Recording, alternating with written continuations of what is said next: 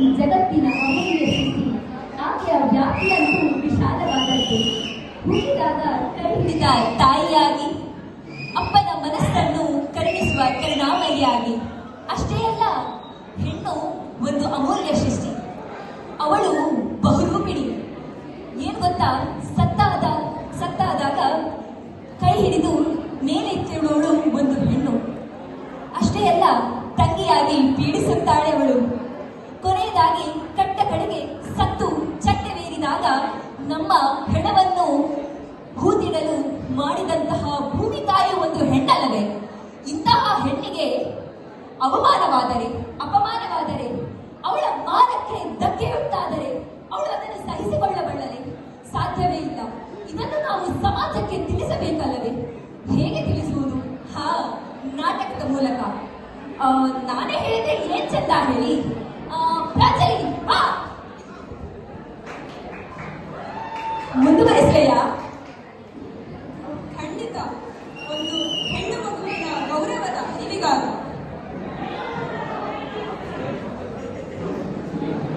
ಅದೊಂದು 2 ಅಂತಸ್ತಿನ ಮನೆ. ಆ ಮನೆಯ ಸುತ್ತ 4 ಗೋಡೆಗಳು. ಆ 4 ಗೋಡೆಗಳ ಒಳಗೆ ಅಡಗಿರುವಂತಹ 100 ಕನಸುಗಳು. ಪ್ರೀತಿ, ಕಲಹ, ನಗು ಕನಸುಗಳಿಗೆ ಜೀವ ತುಂಬುವವಳೆ ಅನಿತಾ. ದೃಶ್ಯ 1.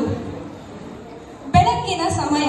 ಅನಿತಾಳ ಮನೆಯಲ್ಲಿ ಶಾಲೆಗೆ ಹೋಗುವಾಗ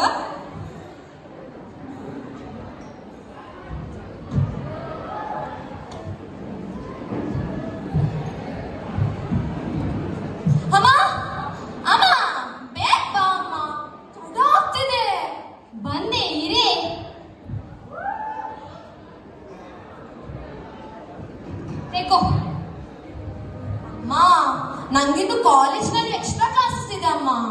ಬರುವಾಗ ಸ್ವಲ್ಪ ತಡ ಆಗ್ಬೋದಾಯ್ತಾ? ಏನೋ ಅನ್ಕೋಬೇಡ. ಸರಿ, ಆದರೆ ಕತ್ತಲಾಗುವ ಮೊದಲೇ ಮನೆಗೆ ಬಂದು ಬಿಡು. ಹುಷಾರು.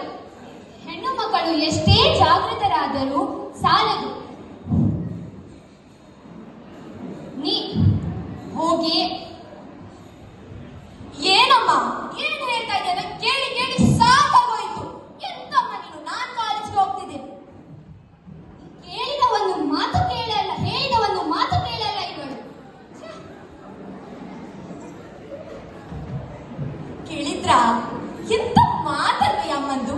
ನನ್ ದಿನಾ ಕೇಳ್ತೇನೆ ನಾನಿದನ್ನ.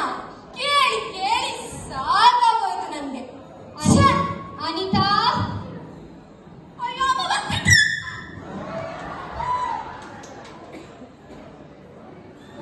ಸಂಜೆಯ ಹೊತ್ತು. ಆಕಾಶ ಕತ್ತಲಾಗುತ್ತಿತ್ತು. ನಿರ್ಜನವಾದ ಪ್ರದೇಶ.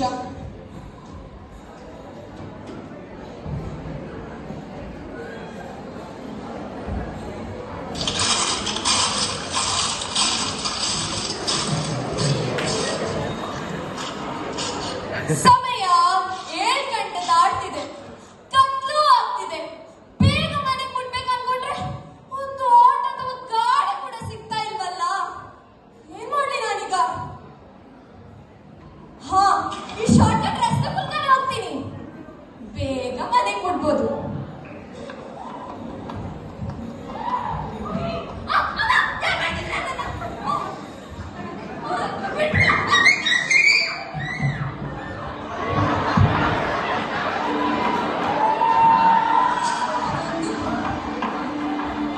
ಅದೊಂದು ಬಾಂಬು ಬಿದ್ದಿರುವ ಕಟ್ಟಡ.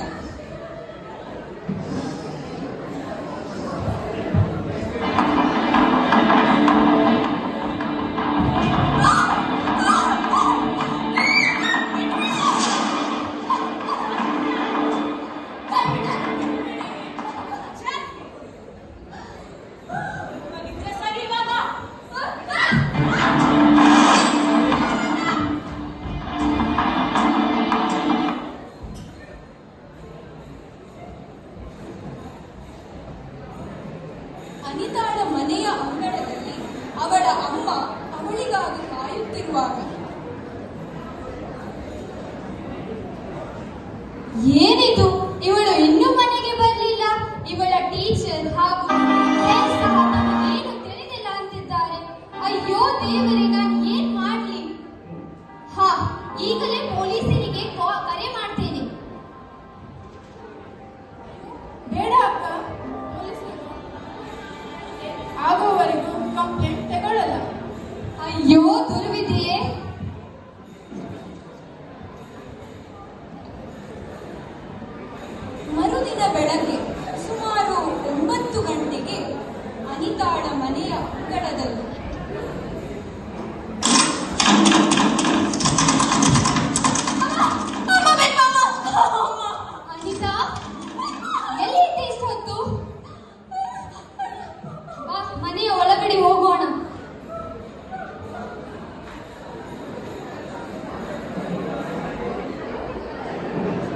ಅಳುತ್ತಾಳ ಕೋಣೆ. ರಾತ್ರಿಯ ಸಮಯ, ಮಂದ ಬೆಳಕಿನಲ್ಲಿ ಅವಳ ಬಾಡಿದ ಮುಖ ಎದ್ದು ಕಾಣುತ್ತಿತ್ತು.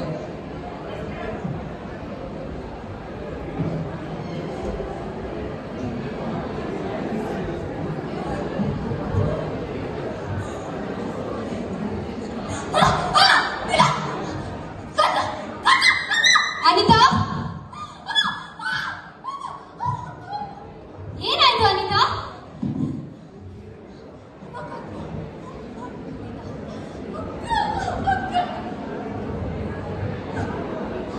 ನಾನ್ ನಿನಗೆ ಎಷ್ಟೋ ಸಲ ಹೇಳಿದೆ, ರಾತ್ರಿ ಆಗುವ ಮೊದಲೇ ಮನೆಗೆ ಬಂದು ಬಿಡು.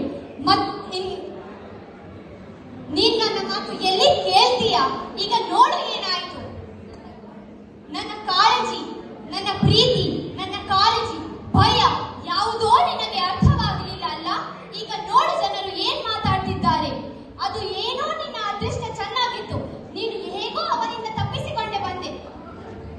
ಅಮ್ಮ, ಏನ್ ಮಾತಾಡ್ತಾ ಇದೀಯಾ? ಈಗಾಗಲೇ ಅವಳು ತುಂಬಾ ನೋವನ್ನು ಅನುಭವಿಸಿದ್ದಾಳೆ. ಈಗಲೂ ಅವಳದೇ ತಪ್ಪಿದ್ದು ಅವಳಿಗೆ ಬರೆಯುತ್ತಿದೆಯಲ್ಲ ಅಮ್ಮ. ಅವಳು ತಡವಾಗಿ ಬಂದು ಅಂತ ಅವಳ ಮೇಲೆ ದೌರ್ಜನ್ಯ ಮಾಡುವ ಹಕ್ಕು ಯಾರಿಗಿದೆಯಮ್ಮ?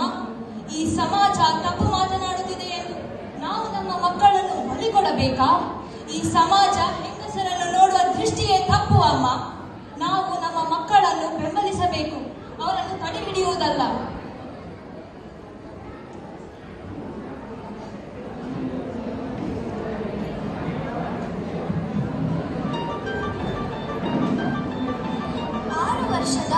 ಏನೂ ಅರಿಯದ ಬಾಲಕಿಯು ಆಟ ಆಡುತ್ತಿದ್ದ ಸಂದರ್ಭದಲ್ಲಿ ಅವಳು ಕಿರುಕುಳಕ್ಕೆ ಒಳಗಾದಳು.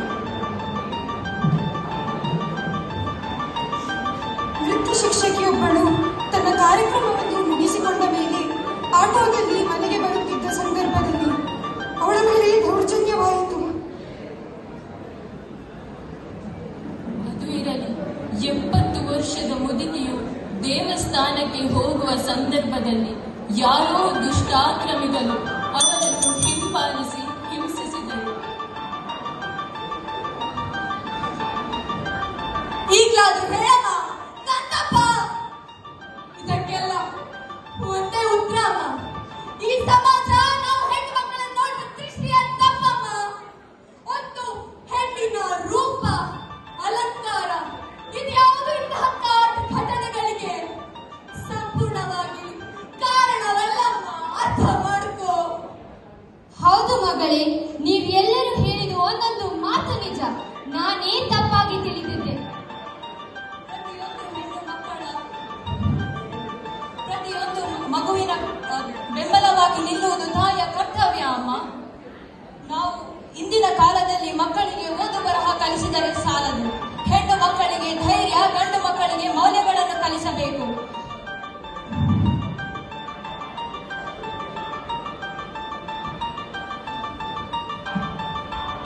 ವೀಕ್ಷಕರೇ, ಇಲ್ಲಿ ಇಂದು ತೋರಿಸಿದಂತಹ ಘಟನೆಗಳು ನಮ್ಮ ಹೆಣ್ಣು ಮಕ್ಕಳು ಒಂದಾದರೊಂದು ರೀತಿಯಲ್ಲಿ ಅನುಭವಿಸಿರುತ್ತಾರೆ. ಇದು ಮುಂದೆಂದೂ ಪುನಃ ಆಗಬಾರದೆಂದು ನಾವು ನೋಡಿಕೊಳ್ಳಬೇಕು. ನಮ್ಮ ಹೆಣ್ಣು ಮಕ್ಕಳಿಗೆ ನಾವು ಭಯವನ್ನಲ್ಲ, ಭವಿಷ್ಯವನ್ನು ತೋರಿಸುವಂತಹ ಸಮಾಜ ನಮ್ಮದಾಗಬೇಕು. ಇದು ನಮ್ಮಿಂದಲೇ ಆಗಬೇಕು. ನಿಮ್ಮಿಂದ, ನಿಮ್ಮೊಟ್ಟಿಗೆ ನಾವು ಇರುತ್ತೆ. ವಾ, ಎಂಥ ಅದ್ಭುತ ಒಂದು ನಿರೂಪಣೆ ಮಾಡಿದ್ದೀಯಾ. ಹೌದು, ಹೆಣ್ಣು ಒಂದು ಮನೆಯ ನಂದಾದೀಪ, ಅವಳು ಒಂದು ಮಮತೆಯ ಸ್ವರೂಪ. ಹೆಣ್ಣು ರಾತ್ರಿಯೊಳಗೆ 4 ಗೋಡೆಗಳ ಮಧ್ಯೆ ಅಳುತ್ತಾಳೆ ನಿಜ, ಬೆಳಗ್ಗೆ ಆಗುವಷ್ಟರಲ್ಲಿ ಮನೆ ಮುಂದೆ ಬಂದು ರಂಗೋಲಿ ಹಾಕುತ್ತಾಳೆ. ಇದು ಹೆಣ್ಣಿಗಾಗಿ. ಎಲ್ಲರೂ ಹೇಳಿ, ಇದು ಹೆಣ್ಣಿಗಾಗಿ.